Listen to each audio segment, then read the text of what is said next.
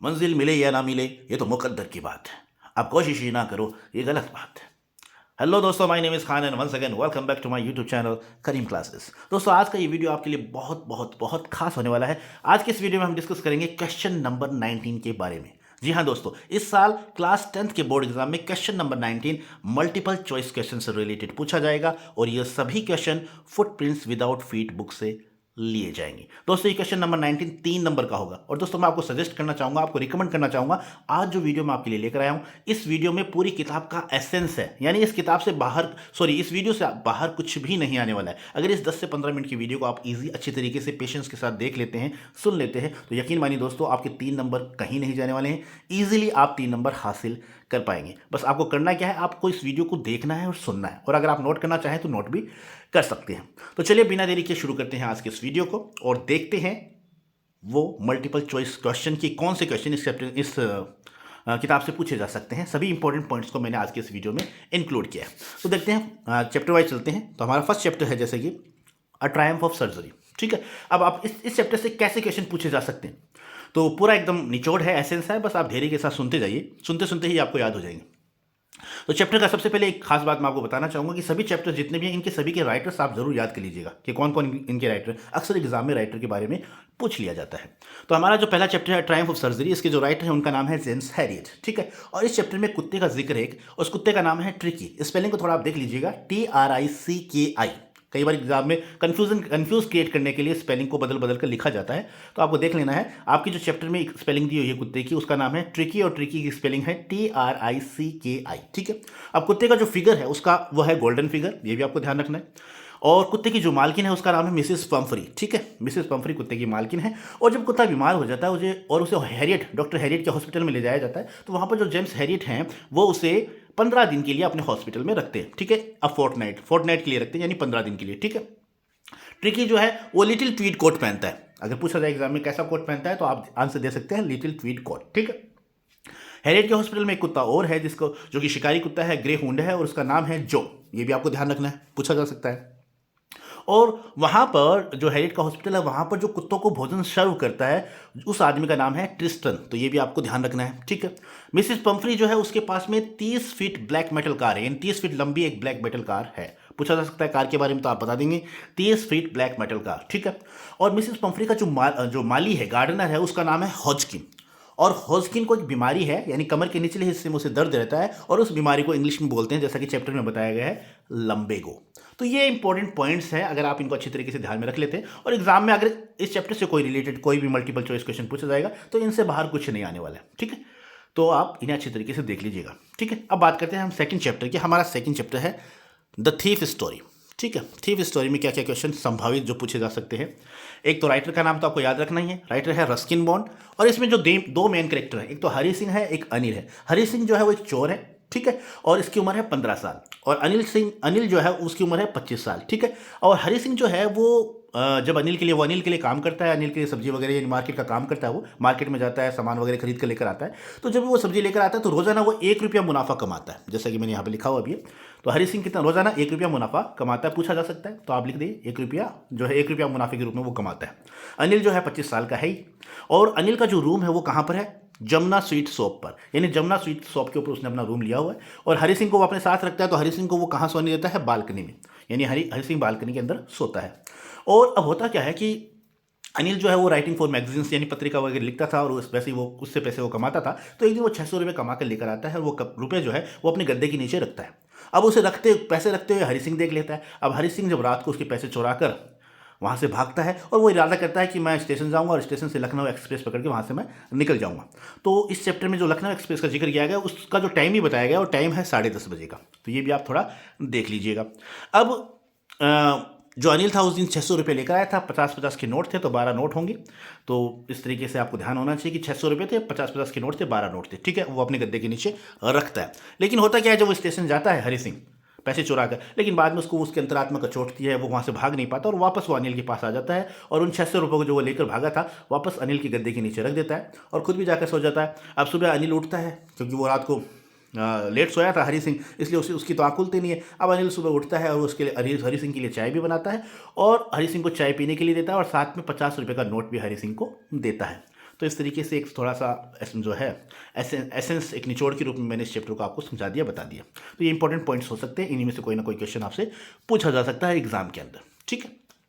अब बात करते हैं हमारे चैप्टर नंबर 3 की। चैप्टर हमारा नंबर 3 है द मिडनाइट विजिटर्स, ठीक है। इस चैप्टर से कैसे क्वेश्चन पूछे जा सकते हैं? तो पहले तो इस चैप्टर का राइटर है जिसका नाम है रॉबर्ट आर्थर, ठीक है। और इस चैप्टर में 3 मेन कैरेक्टर हैं, एक है ओजेबल, दूसरा है मैक्स और तीसरा है फाउलर।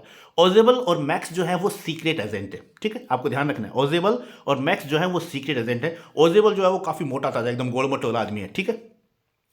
और ओजेबल का जो कमरा है, द रूम ऑफ द ओजेबल was on the 6th floor and top floor, यानी ओजेबल जिस कमरे में रहता है वो कमरा है छठे माले पर, यानी 6th फ्लोर पर है, और 6th फ्लोर सबसे टॉप फ्लोर है, ठीक है।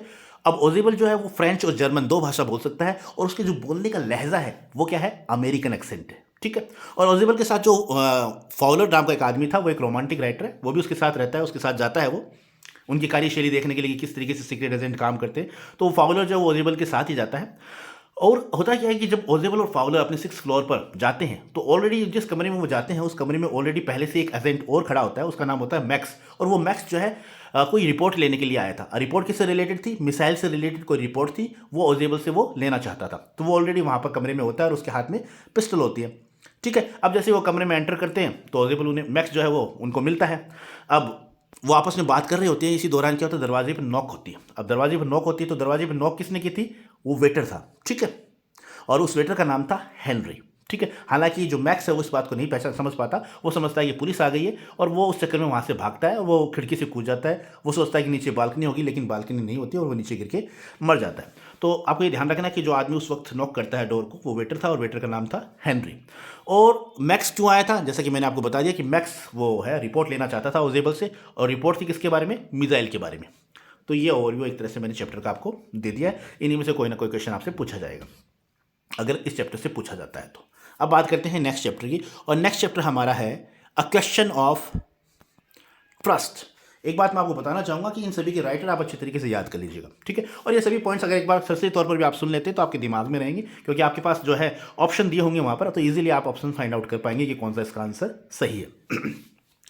तो क्वेश्चन ऑफ ट्रस्ट टेस्ट के और इसके जो राइटर हैं उनका नाम है विक्टर कैनिंग, ठीक है। अब ये जो चैप्टर है, ये चैप्टर एक तरह से होरास डाम्बी इनमें मेन कैरेक्टर है, और होरास डाम्बी क्या काम करता है? वो ताले बनाने का काम करता है, ठीक है। और इसकी उम्र है 50 साल, यानी जो होरास डाम्बी नाम का व्यक्ति है जो ताले बनाने का काम करता है, उसकी उम्र है 50 साल। और खास बात, वो अनमैरिड है, यानी कुंवारा है, अभी तक उसकी शादी नहीं हुई है। और उसे वैसे तो वो तंदुरुस्त है, लेकिन उसे एक बीमारी रहती है गर्मियों में, जिसे हिंदी में प्रागजवर बोलते हैं और इंग्लिश में बोलते हैं हे फीवर, यानी हे फीवर से वो अक्सर ग्रस्त रहता है, ठीक है। एक तरह से एलर्जी है उसको।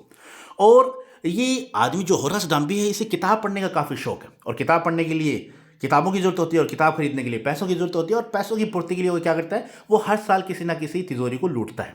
तो इस बार वो एक शॉर्ट ओवर ग्रेंज हाउस है, वहाँ उसको रेकी कर रहा है। पिछले 2 सप्ताह से वो वहाँ रेकी कर रहा है, उस मकान की देख रहा है, उस मकान के बारे में जानकारी जुटा रहा है। अब उस मकान का जो शॉर्ट ओवर ग्रेंज हाउस है, उसके जो मकान मालिक हैं वो कहाँ पर? अभी फिलहाल वो लंदन गए हुए हैं, ठीक है। और उस घर में जो कुत्ता है, उस कुत्ते का नाम है शेरी। तो ये भी आपको ध्यान रखना है, उस कुत्ते का नाम क्या है? शेरी।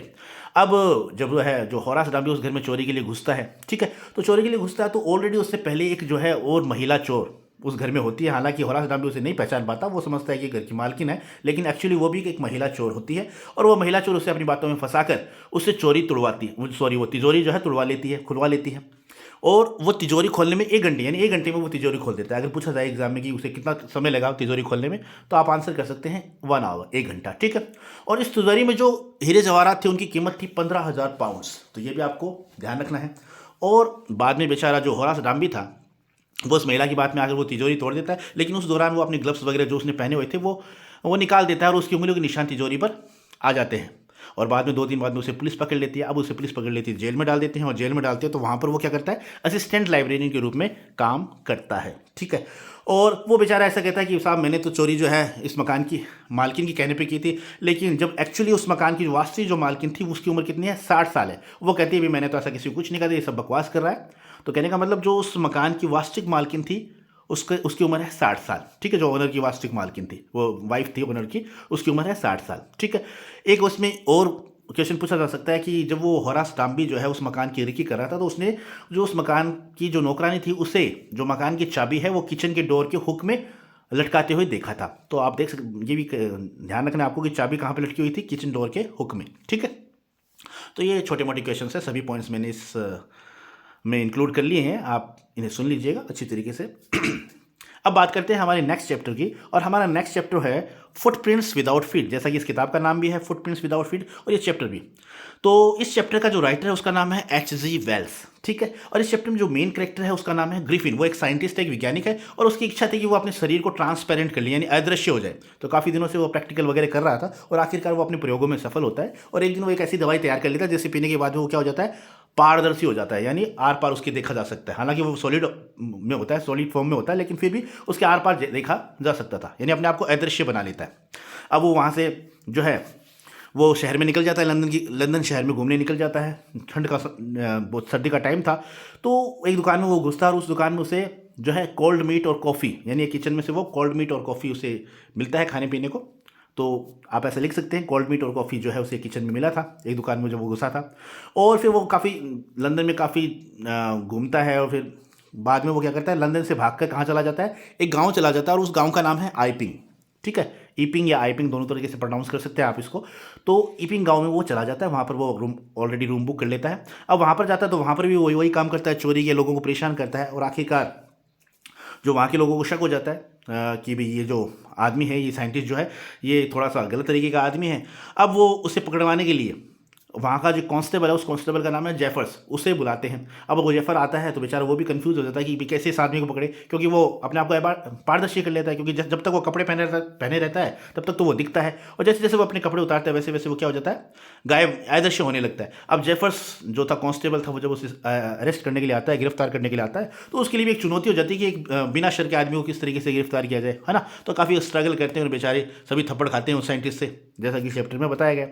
और इस चैप्टर में एक जिक्र किया गया ड्यूरी लेन का, यानी ये ड्यूरी लेन का मतलब है the centre of theatre world, यानी रंगमंच की दुनिया का एक बड़ा केंद्र है।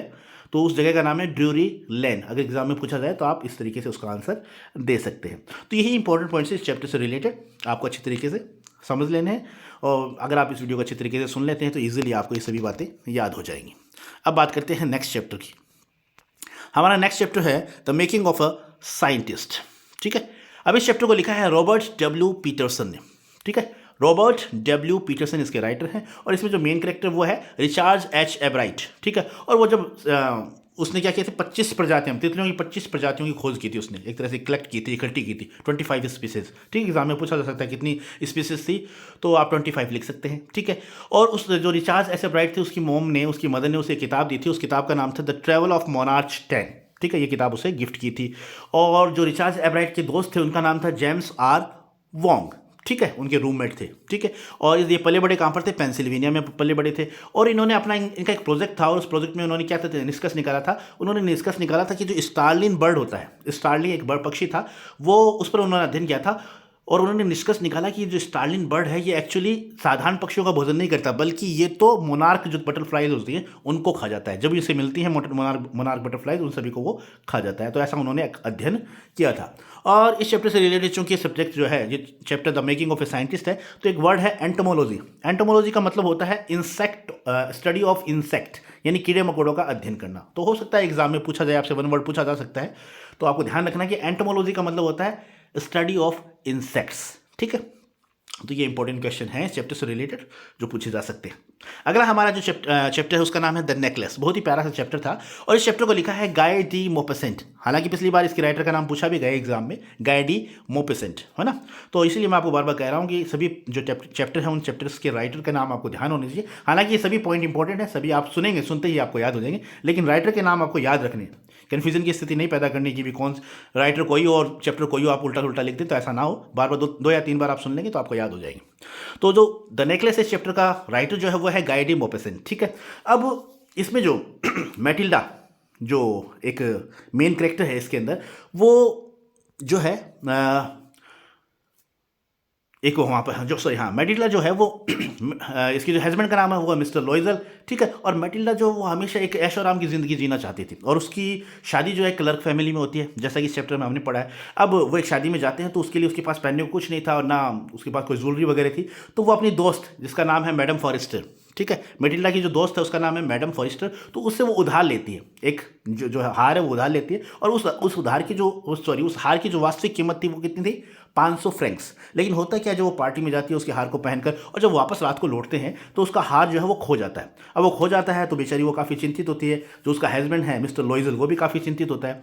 लेकिन अब उन्हें वो हार लौटाना था, वो सोचते हैं कि वो हार काफ़ी महंगा था। अब वो मार्केट में जाकर उस हार की कीमत जब तय करते हैं तो उन्हें पता चलता है वैसा ही हार वो उन्हें 36,000 फ्रैंक्स में मिलता है। ठीक है, हालांकि वो जो एक्चुअली जो हार वो लेकर आई थी मैडम फॉरेस्टर से, उस हार की कीमत 500 फ्रैंक्स ही थी, लेकिन वो नकली हार था एक तरह से। लेकिन अब वो उसका जब हार खो गया तो उसने कहा उसे अब उसे वो हार लौटाना था अपनी दोस्त को। अब जब वो मार्केट में वैसा का वैसा हार ढूंढने जाते हैं तो वही हार वैसा का वैसा हार उन्हें 36,000 फ्रैंक में मिलता है। अब बेचारे 36,000 फ्रैंक कहाँ से लेकर आते थे, उनके पास इतने पैसे नहीं थे, तो उन्होंने आस पड़ोस से पैसे कर्ज लिए और उस कर्जे को उतारने के लिए उन्हें 10 साल लग गए।